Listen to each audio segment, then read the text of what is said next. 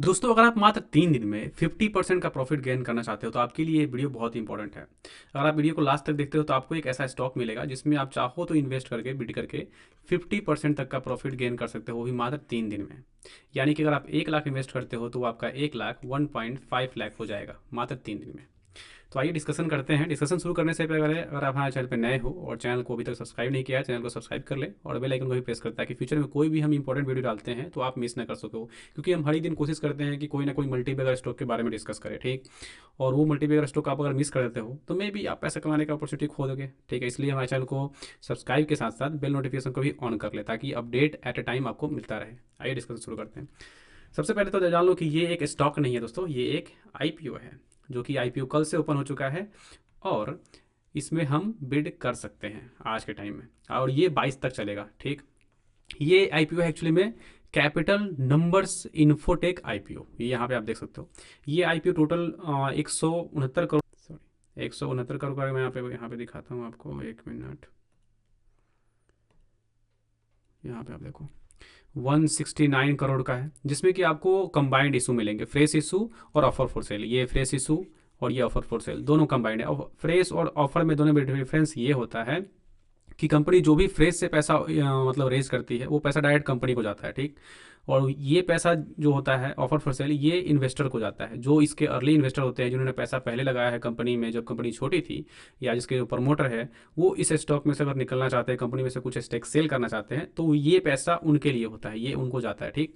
और ये पैसा टोटली टोटली कंपनी को जाता है, ठीक। तो यही पैसा कंपनी यूज़ करने वाली है, यानी कि 84 करोड़ के आसपास में कंपनी को जाएगा और ये पैसा कंपनी यूज़ करेगी। तो ये हो गया ऑफर फॉर सेल और फ्रेश इशू के बारे में। अब दूसरा हम जानते हैं कि कंपनी में आपको कितना बिड करना पड़ेगा, कितना पैसा लगाना पड़ेगा, ठीक।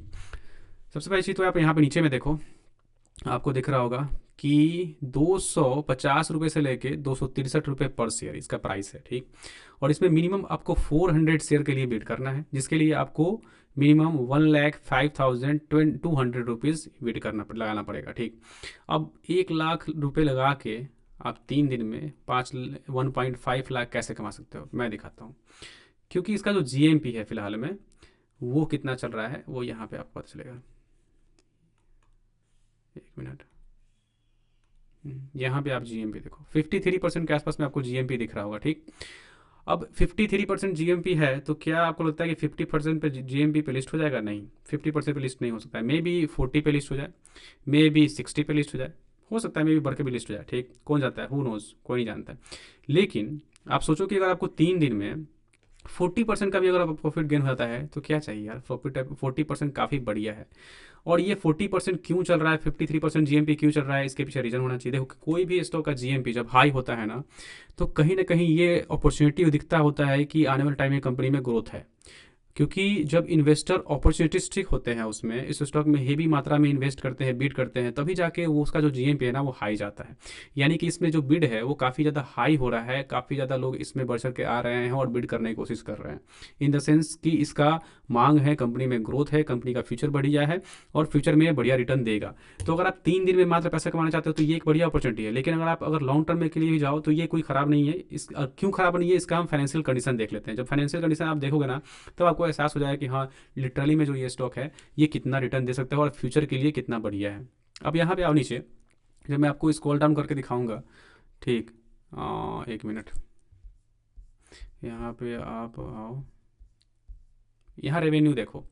मैं आपको यहाँ पे आपको इसका रेवेन्यू और प्रॉफिट दिखाता हूँ, क्योंकि बिना रेवेन्यू प्रॉफिट जाने आप ये गेस नहीं कर सकते हो कि कंपनी एक्चुअली में कितना कमा रही है। और एक और चीज़ मैं बताता हूँ, कंपनी बेसिकली आईटी सेक्टर की कंपनी है। पहली चीज़ तो कंपनी 2-3 चीज़ों पे वर्क करती है। कंपनी वेब डेवलपमेंट करती है, वेब डिज़ाइन करती है, ऐप बनाती है, ठीक है, ऐप वगैरह बनाती है और वेब डेवलपमेंट भी करती है, ठीक है। ये 2-3-4 काम है। जो कस्टमाइज ऐप बनाती है, कस्टमाइज वेब बनाती है, कंपनी का एक टीम है जो कि टोटल चीज़ों को हैंडल करती है और कंपनी के पास में ग्रोथ भी काफ़ी अच्छा है। यहाँ पे आप इसके रेवेन्यू से देख सकते हो। मैं आपको रेवेन्यू दिखाता हूँ, ये तो रेवेन्यू सेक्शन है। ये रेवेन्यू देखो कितना था 2022 में, 23 में कितना हुआ, 24 में कितना हुआ। कैन यू इमेजिन, लगभग डबल रेवेन्यू हो गया। प्रॉफिट देखो सेम, प्रॉफिट में भी सेम ग्रोथ हो रहा है, यानी कि लगभग प्रॉफिट भी डबल हो गया। यहाँ पे आप देख सकते हो और आने वाले टाइम में और भी ज़्यादा हो सकता है, क्योंकि एक ही क्वार्टर में देखो इसका प्रॉफिट कितना चला गया है। यानी कि कंपनी ग्रोथ फेज में, देखो इसलिए ग्रोथ फेज में है ना, आईटी का आज के डेट में डिमांड है पूरे वर्ल्ड में।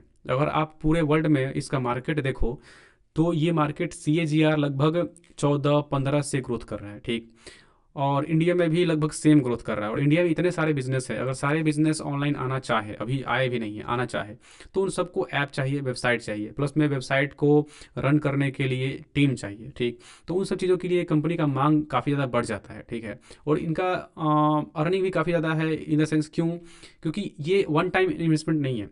आप सोचो कि आपने वेबसाइट तो बना लिया, अब वेबसाइट में कुछ आपको एडिट करना है टाइम टू टाइम, या कुछ चीज़ें अपडेट करनी है, कुछ चीज़ें डालनी है, तो उसकी भी सर्विस तो देते हैं ना, यानी कि ये रिकरिंग इनकम आ गया, मंथली इनकम आ सकता है, ईयरली इनकम आ सकता है। तो इसलिए इनका अर्निंग का जो सोर्स है, जो ग्रोथ है, काफ़ी हाई होता है, ठीक है। और आने वाले टाइम में और भी ज़्यादा होने वाला है। As per the research, India में जो एक्सपेंडिंग है आईटी सेक्टर पे ना, वो करीब करीब में अभी $500 बिलियन का है, ठीक। और आने वाले टाइम में 2030 तक में भी ये डबल हो जाए, ठीक। क्योंकि गवर्नमेंट बोल रहा है कि ये डबल हो सकता है, रिसर्च भी बोल रहा है कि डबल हो सकता है, क्योंकि लोग स्पेंड कर रहे हैं आईटी पे।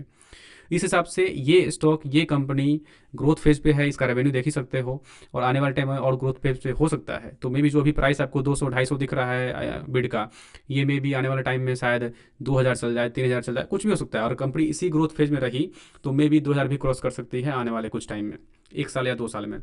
इसलिए मैं कह रहा हूँ कि ये कंपनी लॉन्ग टर्म के लिए है। अगर आप बिड करके 3 दिन में प्रॉफिट निकालो तो भी बढ़िया है, वो भी चलेगा, क्योंकि आपको 50% तो मिल गया ऐसे ही। बट आप लॉन्ग टर्म के लिए आओगे तो लॉन्ग टर्म में आपको 4 गुना, 5 गुना या 6 गुना भी रिटर्न दे सकता है, हु नोज, कोई नहीं जानता। और मैं एक रिसर्च एनालिस्ट नहीं हूँ, ना ही मैं एडवाइज़र हूँ, ताकि आपको एडवाइस कर पाऊँ कि हाँ आपको यहाँ बिड करना ही चाहिए। आप खुद से अपना डिसीजन ले सकते हो, खुद से चीज़ें देख सकते हो, लर्न कर सकते हो। आपको लगे कि हाँ बिड करना चाहिए तो आप बिड करो, हमारे सेशन पर बिड मत करना। दूसरी चीज़, यहाँ पे आप देखो बोरोइंग, मैं आपको बोरोइंग बताता हूँ। अब आप देखो बोरोइंग 2022 में कंपनी के पास बोरोइंग था, हाँ था। 23 में था, हाँ था। 24 में है क्या? नहीं, जीरो। 24 और 25 में तो जीरो हो गया, यानी कि कंपनी अपना कर्ज भी पूरा हटा दी, कंपनी के पास कोई कर्ज नहीं है। अब सोचो, इतनी छोटी कंपनी, ना ही कर्ज है, ना ही कोई इशूज़ है कंपनी के पास में, प्लस में बहुत बड़ा मार्केट है ग्रो होने के लिए, पूरे वर्ल्ड मार्केट है, कहीं से भी रेवेन्यू कमा सकती है, US जापान कहीं से भी, क्योंकि ये चीज़ तो पूरे वर्ल्ड में हो रहा है ना।